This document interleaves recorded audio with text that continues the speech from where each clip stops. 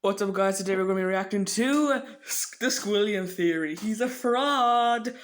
Yeah, I guess. SpongeBob Season 2 retrospective might be coming eventually soon, before the end of the year. Will be coming out, guys. I know why I'm leaning up to the camera so much. I guess it's going to be SpongeBob wave of videos coming, and this is the first one I want to react to, all of Alex Bale's SpongeBob theories, because I wanted to do this for a while. I just never got around to it. Some of these reaction videos are going to be long, because like this Mrs. Puff theory is like half an hour long, so let's just go. First theory is about Squilliam. Weird place to start, but let's go. I swear Squilliam hasn't been in like a SpongeBob episode in like so long. Oh, I talk so much. Squilliam Fancy Son III is Squidward's rival from high school band class. So, I just took my private yacht across my private lake to my private heliport. He's more wealthy, popular, and talented than Squidward, and he always rubs it in his face. That's right. I'm living your dreams, Squidward. Oh, just succeeding in everything you failed in. But I intend to prove that he's a fraud, using his wealth to make himself seem more popular and talented than he actually is. He goes to ridiculously extreme and expensive lengths to humiliate Squidward and show his superiority, and I'm gonna prove it. SpongeBob is one of my favorite shows from my childhood. Even going back now and rewatching the old ones, it still holds up. You might think, it's just a kid's show, there's no continuity, there's nothing worth theorizing about, but the show constantly brings back characters and references to previous episodes, and if you look closely, you can connect the dots and find some very interesting stories. And today, I'm going to prove that Squilliam Fancy Son III is a manipulative fraud. Evidence number 1, the pet hospital. We first meet Squilliam in Season 2, Episode 15, Band Geeks. The episode opens with Squidward playing the clarinet and getting a knock on the door.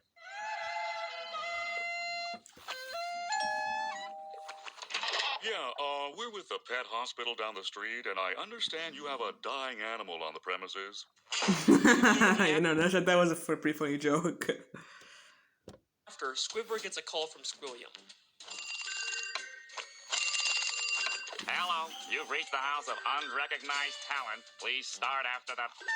Sounds as though you've got a dying animal to attend to, old chum. I believe that not only was Squilliam spying on Squidward to know when he was playing his clarinet, but he also hired the doctor to come and embarrass Squidward. Yeah, we're with the pet hospital down the street. Pet hospital down the street. We have never seen a pet hospital in Bikini Bottom. We've only ever seen just the regular Bikini Bottom hospital. We've seen this purple doctorfish before, but once again, he's never worked at a pet hospital. We've only ever seen him at the regular general hospital.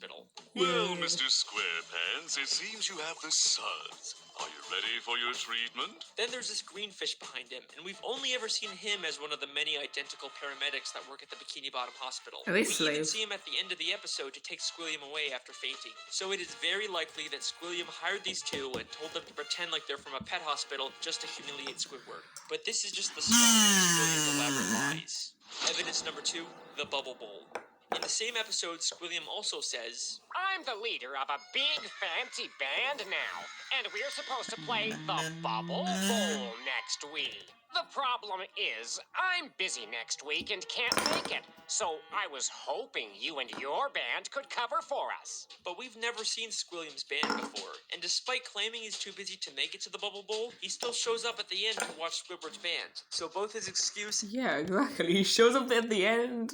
He just wants to see Squidward lose. I mean, so far, I watched all these theories before, but like, this one thing is probably one of the weaker ones. I mean, I like it, but like, it's kind of something that like I think anyone could figure this out. I mean, it's obvious that Squilliam likes seeing Squidward in torture, so it's not that big of a surprise that, you know, he would do this all on purpose. But and probably his band were made up to pressure Squidward into humiliating himself at the Bubble Bowl. Evidence number 3, Squilliam's friends. In Season 3, Episode 8, Squilliam returns. Squidward leaves for work and conveniently bumps into Squilliam and all of his fancy friends, despite Squilliam not seeming like the kind of guy that would come near the Krusty Krab. He and his friends make fun of Squidward for working as a cashier. Hold it! Don't tell me! You're a cashier! Don't lie. Lying always always makes it worse. But I believe that this encounter was planned out by Squilliam in advance, and he hired all of those people to pretend to be his friends. Take a look at Squilliam's friends. They're all nicely dressed, you kind of get the sense that they're fancy, high-status members of Bikini Bottom, but they aren't. This is more like what the fancy rich people in Bikini Bottom look like. These are just some regular Bikini Bottom citizens. Most of them usually don't even wear nice clothes like this. And most of them are regulars at the Krusty Krab and would already know Squidward as the cashier. My Patty doesn't have enough slime! Yeah, you were saying then why doesn't Squidward recognize these people? And I say, well, Squidward just doesn't really care. So, yeah, that's a solution. Hey guys, what's up? I think they just did this because, you know, I mean, like, they just have these background models, background characters, put them in as Squilliam's friends. Why the frick not? These are not the type of people Squilliam would hang out with. I mean, why would Squilliam be hanging out with one of Pearl's teenage friends? At the end of the episode, Squilliam even admits to his whole life being fake. I made everything up about my life. I have no yachts, jets, or anything. I was only trying to impress you. And then, of course, he quickly says he's just kidding. Is that true? Of course not! I'm filthy stinking rich! But was he kidding? I mean, obviously he's rich, but is there a nugget of truth in there? Evidence number 4, the statue. In Season 7, Episode 6, Squidward has to pick up trash for community service, and Squilliam once again conveniently bumps into him and reveals he's cleaned up so much trash that the city actually built a statue of him. Maybe if you clean up Bikini Bottom, they'll build a statue of you. Oh, wait! They've already built one. Of me! I cleaned up all of Bikini Bottom in only 1 week. I believe that once again, this encounter was staged by Squilliam, and he actually paid to get that statue built. Yes, As obvious. Squilliam tells Squidward about the statue, a female fish admires it and says, Bless you, Squilliam Fancyson. Bless you. but if you remember, this is one of those friends Squilliam likely paid, making her whole comment feel very fake. By the end of Yeah, I feel like the kids just going like, what's so good about the statue, Mom? Like, why did Squilliam pay you to do this? the episode, Squilliam's statue gets destroyed. A police officer approaches and they have this exchange. This is your statue? It was. Squilliam admits that it's his statue, not the city's. And why else would the officer give him specifically a ticket It's a if it was city cartoon. property? Evidence number 5, the concert. In Season 6, Episode 17, Squidward watches Squilliam play the clarinet. Like, really young kids watch this, so to them, you know, it's obviously Squilliam's statue. Like, it's all him. The kids would be like, no, the kids would be like, how would we just say it's Squilliam's statue? So it's obviously Squilliam's statue. That's confirmed. Okay, that makes a lot of sense. Not the cities. That won't make any sense. It won't make any sense. No.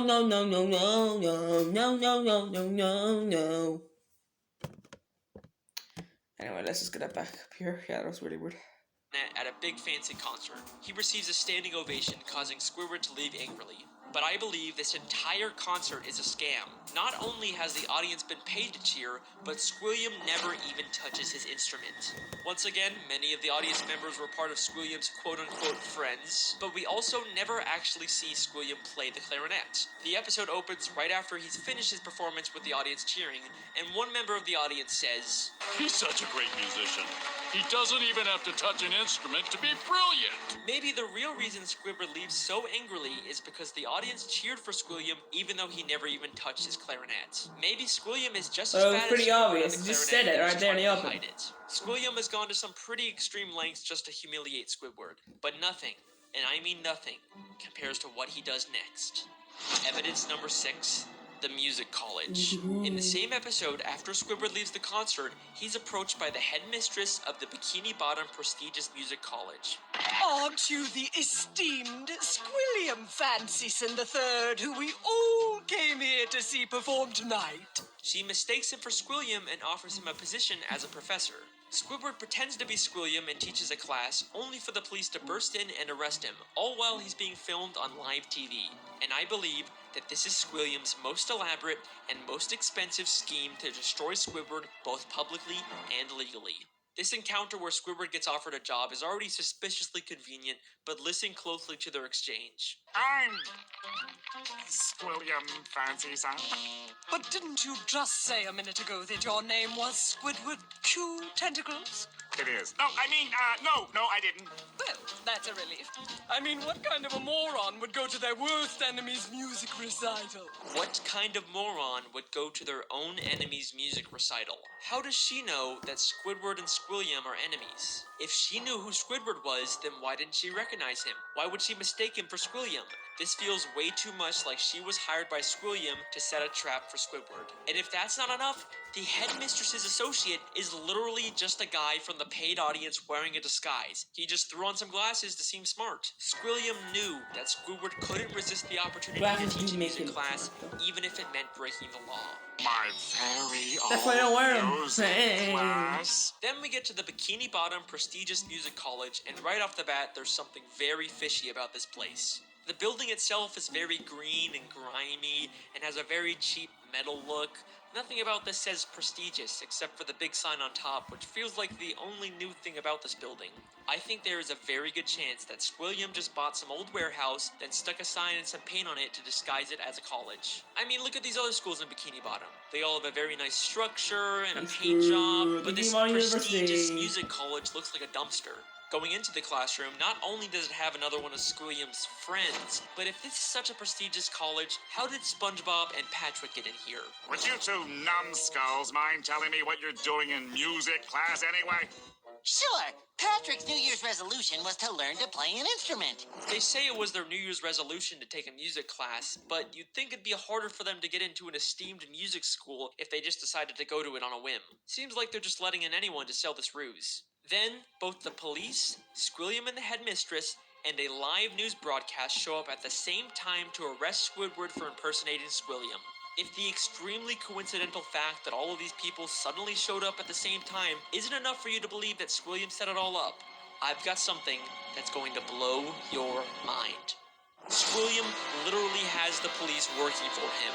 Squidward Q Tentacles, I'm That doesn't placing go you online, under I already arrest for watched this video. impersonating a genius. If that doesn't sound like he's been paid off, I don't know what does. The lengths that Squilliam goes to humiliate Squidward are insane. He literally Here, builds that'd be fair. statues and entire buildings just to make Squidward feel inferior. But why? Why would anyone go so far to embarrass an old high school band class? Look at his mouth. What happened between them? What could have caused this extreme level of dedication? Well, unfortunately, we never really get much information on their past. I've spent hours reading through the SpongeBob Wikipedia and looking at old episodes, and there really just isn't any clues that would explain their weird relationship. I guess we can't solve everything. Dude, he probably does a lot of research for these videos. So go subscribe to Alex Bale, man. I haven't seen all the SpongeBob episodes. I'm probably gonna watch them all eventually. But man, this guy, he deserves a subscription. So go and subscribe to him. Look him up on YouTube. I'm too lazy to give him a link. Anyway. But either thanks for way, watching, guys. That's my theory.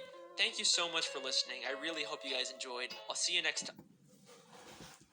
Wait a second.